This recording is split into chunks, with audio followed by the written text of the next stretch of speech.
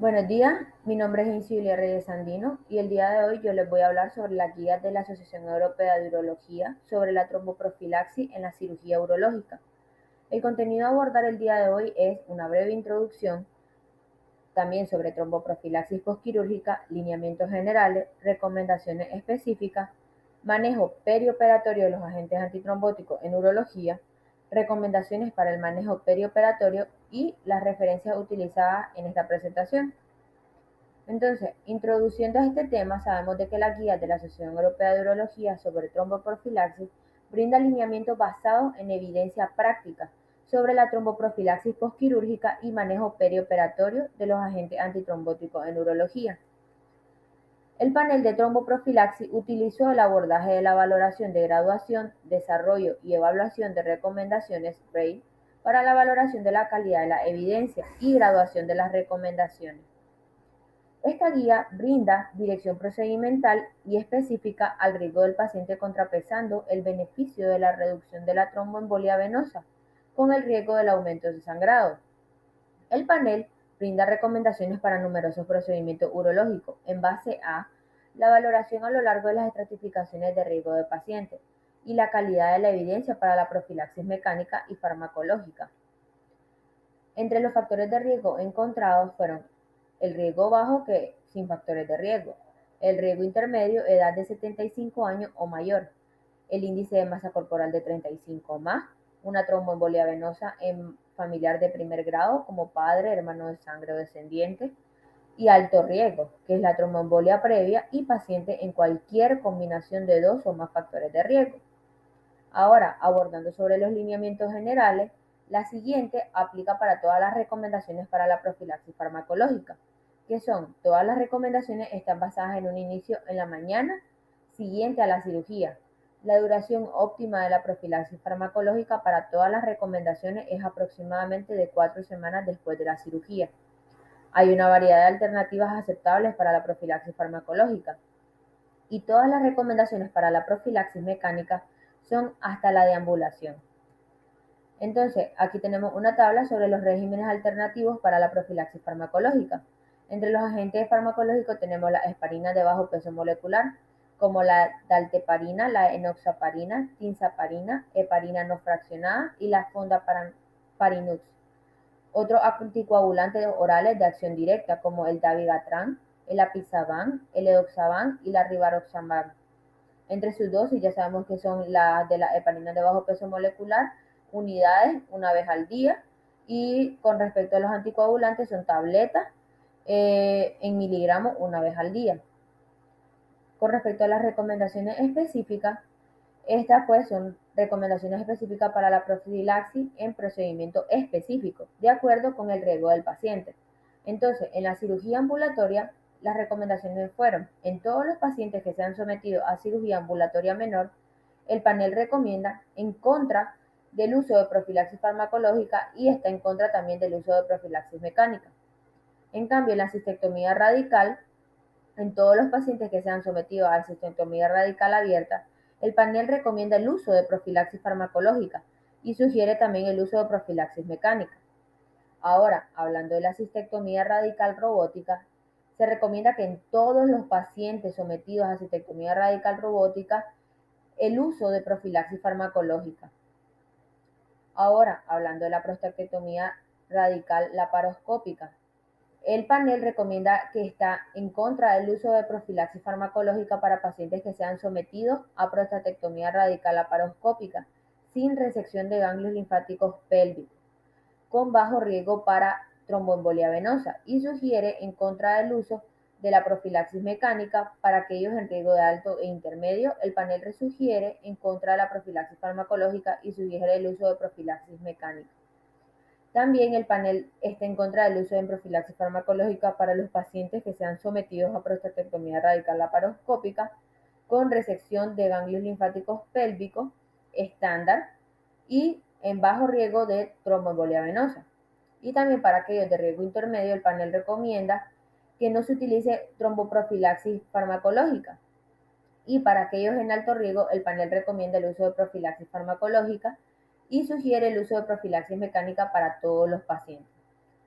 Además, el panel está en contra de la profilaxis farmacológica para los pacientes que sean sometidos a prostatectomía radical con resección de ganglios pélvico extendida y bajo riesgo de tromboembolia venosa. Además que para los de riesgo intermedio, él sugiere el uso de profilaxis farmacológica. Y para aquellos en alto riesgo, el panel recomienda el uso de profilaxis farmacológica. Y para todos los pacientes, él sugiere el uso de profilaxis mecánica. Hablando ahora sobre la prostatectomía radical abierta, se sugiere que se utilice profilaxis farmacológica para los pacientes con bajo riesgo de tromboembolia venosa, que sean sometidos a prostatectomía radical abierta con o sin resección de ganglios pélvicos estándar. Y para aquellos en riesgo intermedio y alto se recomienda el uso de profilaxis farmacológica. Y para todos los pacientes, el panel sugiere el uso de profilaxis mecánica. Y también la otra recomendación que se brinda en estos casos es para todos los pacientes que sean sometidos a prostatectomía radical con resección de ganglios linfáticos pélvicos extendida, el panel recomienda el uso de profilaxis farmacológica y también sugiere el uso de profilaxis mecánica. Ahora, abordando las recomendaciones en la prostatectomía radical robótica. El panel dice estar en contra del uso de la profilaxis farmacológica para pacientes de bajo riesgo de tromboembolia venosa que sean sometidos a la prostatectomía radical robótica sin resección de ganglios pélvicos y sugiere que no se utilice tampoco profilaxis mecánica para aquellos en riesgo alto e intermedio. El panel sugiere que no se utilice el uso de profilaxis farmacológica y también tampoco el uso de profilaxis mecánica. El panel refiere estar en contra del uso de la profilaxis farmacológica para los pacientes con bajo riesgo de tromboembolia venosa, que sean sometidos a prostatectomía radical robótica con resección de ganglios pélvicos estándar. Para aquellos en riesgo intermedio, el panel sugiere que no se utilice profilaxis farmacológica y para aquellos en alto riesgo, el panel sugiere la profilaxis farmacológica y para todos los pacientes sugiere el uso de profilaxis mecánica. Además de esto, la última recomendación que se brinda es que no se utilice profilaxis farmacológica para los pacientes con bajo riesgo de tromboembolia que sean sometidos a prostatectomía radical robótica con resección de ganglios pélvicos extendida. Para aquellos en riesgo intermedio, el panel sugiere el uso de profilaxis farmacológica. Para aquellos de alto riesgo se recomienda el uso de profilaxis farmacológica y para todos los pacientes el panel sugiere el uso de profilaxis mecánica.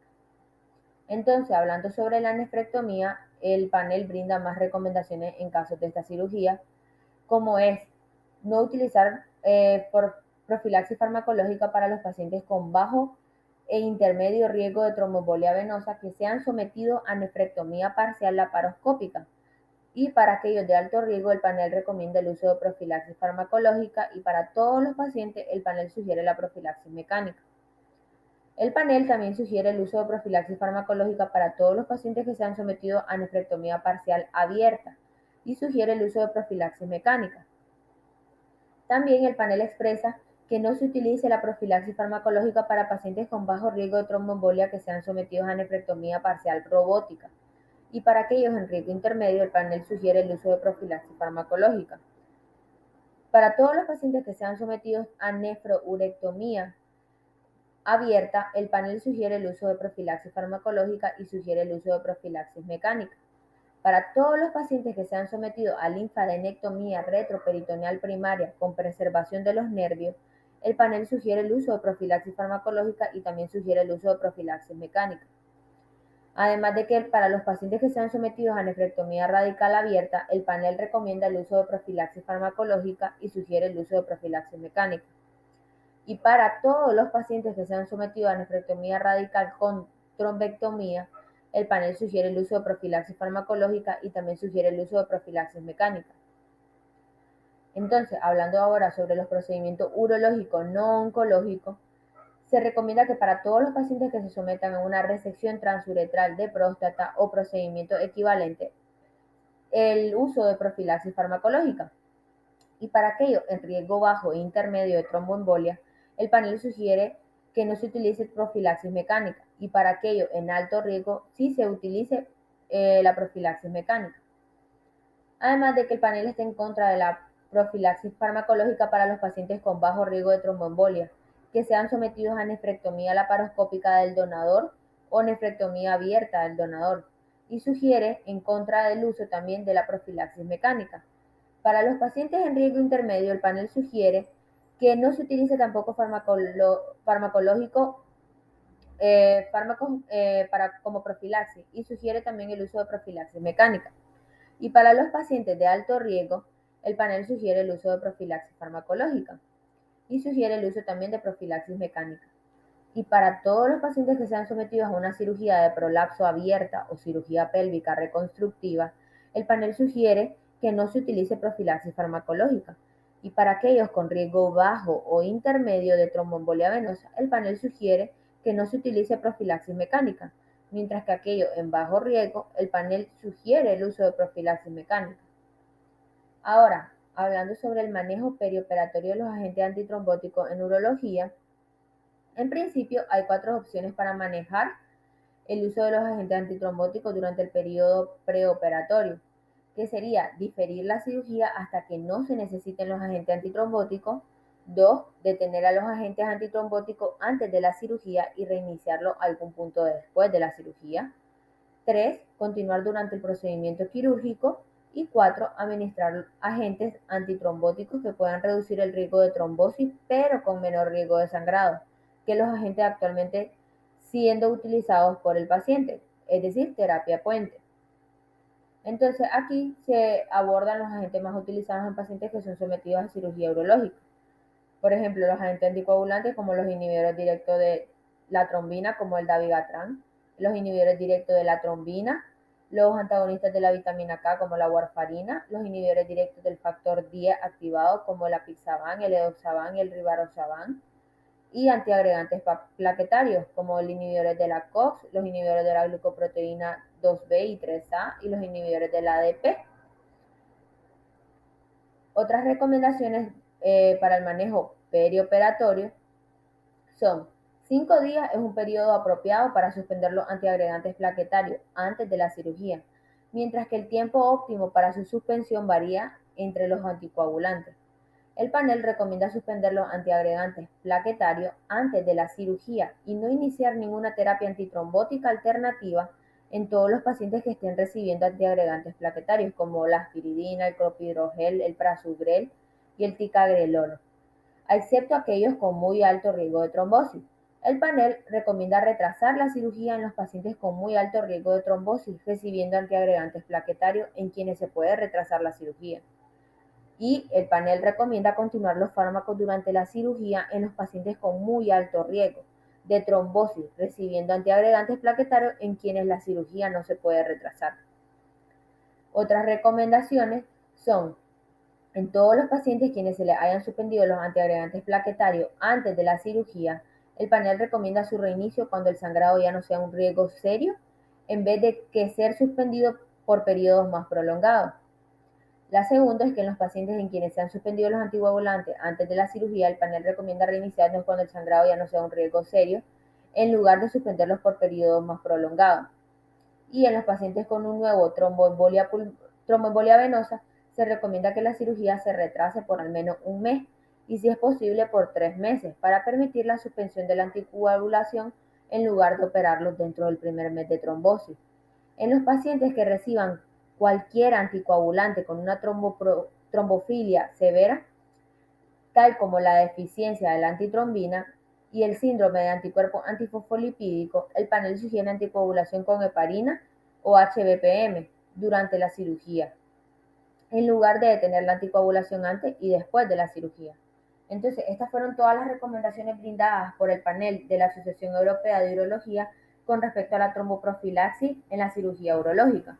Y toda esta información que yo les expuse es en torno a la guía de la Asociación Europea de Urología del año 2021. Así que aquí les dejo la referencia y muchas gracias por su atención.